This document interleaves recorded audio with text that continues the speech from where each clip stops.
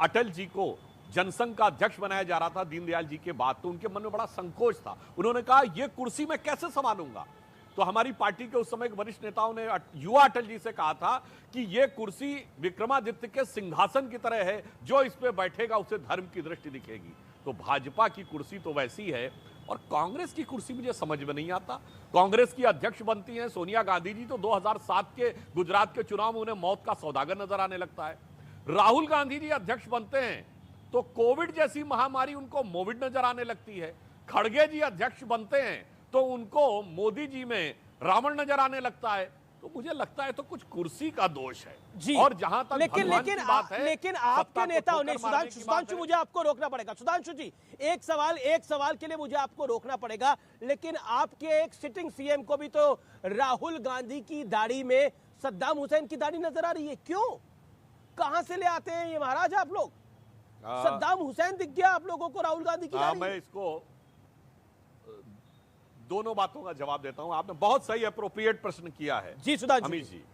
पहली बात तो मैं कांग्रेस के नेताओं से पूछना चाहता हूं कि कोई आके खुल के बोले तो कि सद्दाम हुसैन उनकी नजर में इतना खराब और निंदनीय और घटिया व्यक्ति था कि उसकी तुलना करने से इन लोगों का ये मर्माहत हो गए।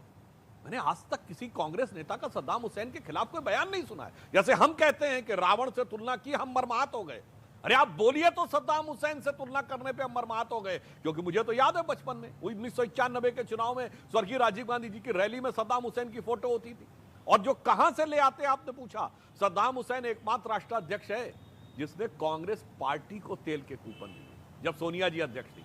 कांग्रेस पार्टी को, किसी नेता को नहीं। और 2006 की वोल्कर रिपोर्ट में ये उजागर होने के बाद उस समय के विदेश मंत्री नटवर सिंह जी को इस्तीफा देना पड़ा था, और नटवर सिंह जी ने इसका पूरा वर्णन अपनी किताब one life is not enough में कर रखा है। तो भाई हमने तो आपके नेता को कोट किया, आपकी पार्टी को दिए गए कूपन को कोट किया, और आप ही के नेता की किताब को कोट किया। तेरा तुझको अर्पण क्या लागे मेरा, तो सद्दाम हुसैन से संबंध आपका है। ठीक है, अब सुधांशु, अब अभय दुबे का जवाब बनता है। जी जी जी जी जी जी, सद्दाम हुसैन पे बीजेपी कह रही है बुरा मानने की बात क्या है? आप लोग सद्दाम हुसैन को बुरा थोड़ी मानते हैं। रावण पर कह रहे हैं वो हमने बुरा माना है क्योंकि रावण बुरा व्यक्ति है। जवाब अभय दुबे, पॉइंटेड जवाब, विषय पर रहिएगा, मेरा निवेदन है आपसे। बोलिए अभय दुबे जी। अमीश देव, अभय जी, जाकी रही भावना जैसी, जी, जाकी रही भावना जैसी राहुल मूरत देखी तीन तैसी।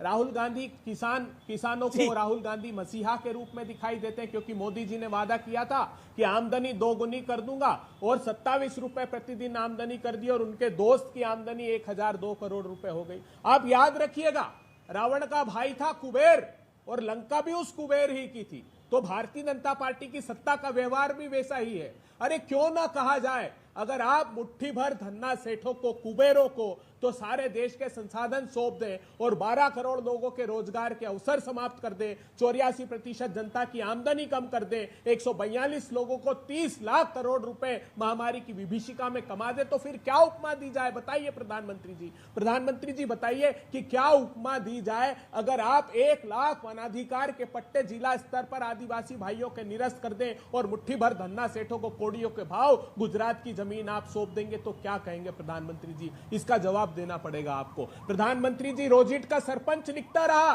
कि चप्पे चप्पे पर जहरीली शराब बिक रही है, इसे बंद कराइए। फरवरी के माह में 50 लोग काल के गाल में समा गए। और जहां तक परिवारवाद का प्रश्न है, तो आप परिवारवादी हैं कि हम हैं इसका मूल्यांकन गुजरात करें। जयसुख भाई और एवा कंपनी के परिवार को, उनके दामाद को, उनकी बेटी को बचाने के लिए आपने किसको सलाखों के पीछे डाल दिया? जिसको जीवन भर कहते रहे मैं चौकीदार हूं, उस कंपनी, उस मोरवी पुल के चौकीदार को जेल में डाल दिया प्रधानमंत्री जी। तो फिर यह सवाल क्यों ना खड़ा किया जाए? यह प्रतीकात्मक रूप से सत्ता के व्यवहार अभय दुबे साहब ने कही है। जी जी, आपने अपने वक्तव्य को रखा। मेरे साथ डॉक्टर अब्दुल मनन भी है और मेरे साथ अवनीश अवस्थी भी है। सुधांशु त्रिवेदी, 20 सेकंड में जवाब, 20 सेकंड में जवाब, then Abdul Mannan and Avnish Awasthi, 20 second. देखिए, मुझे समझ में नहीं आता है ये जिनको बार बार धन्ना सेठ कांग्रेस के नेता कहते हैं, ऐसे बोलते हैं जैसे 2014 से पहले वो गन्ना बेचते थे। अरे जनाब, उनमें से एक दुनिया के सबसे बड़े उद्योगपति आपके दौरे हुकूमत में रह चुके, दूसरे के बारे में अभी राहुल गांधी जी लगा के बोल चुके। मुझे समझ में नहीं आता गुजरात के दो बिजनेसमैनों से कौन सी ऐसी नफरत है कांग्रेस को कि गुजरात के दो नेताओं के खिलाफ पड़े हुए, गुजरात के दो बिजनेसमैनों के खिलाफ पड़े हुए हाथ धो के, जबकि वो तो आपके जमाने में धन्ना सेठ बन चुके थे। इसलिए मुझे लगता है कि हकीकत यह है कि जब गुजरात में फैक्ट्री आई तो राहुल गांधी जी काहे बोले एयरबस की फैक्ट्री गुजरात चली गई। ये गुजरात के विकास से इतना दुराव क्यों है, और गुजरात का नेता हो या गुजरात का उद्योगपति हो उसके प्रति इतना हिकारत क्यों है, ये मेरी समझ से बाहर है। अब्दुल मनन, क्या आपको लगता है गाली देकर नरेंद्र मोदी से जीता जा सकता है? देखिए, हमें तो खुद शर्म आती है कि दो नेशनल पार्टियां भारत की, और इनके पास संस्कार नहीं है। कोई दाढ़ी में सद्दाम हुसैन ढूंढता है, कोई मोदी जी में रावण ढूंढता है।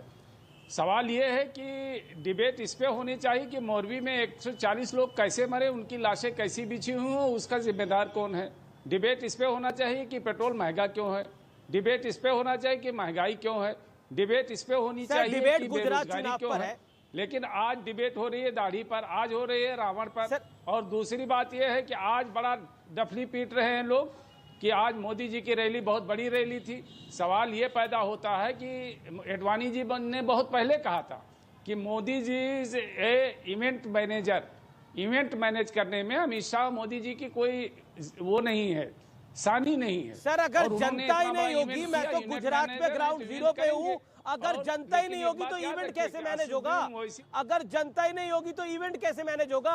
अगर पब्लिक ही नहीं होगी तो रोड शो कैसे होगा? अगर पब्लिक, मैं तो सूरत की तस्वीर देख रहा था बीते कुछ दिन पहले, सूरत के एक बिल्डिंग के आगे से नरेंद्र मोदी को निकलना था और मैंने उसको ट्वीट करा। लोग अपने घरों में खिड़कियों के सामने बालकनियों में खड़े हुए थे, नरेंद्र मोदी की गाड़ी निकलने का इंतजार कर रहे थे। तो आप इस पॉपुलैरिटी को कहां लेके जाइएगा? अब्दुल मनन साहब, आप बार बार बात करें फलाने मुद्दे पे डिबेट होनी चाहिए, धमकाने मुद्दे पे डिबेट होनी चाहिए, लेकिन आज 89 सीट्स पर वोटिंग हुई है। पहला राउंड कंप्लीट हुआ है, दूसरे राउंड यानी सोमवार को 93 सीटों पर वोटिंग हो रही है।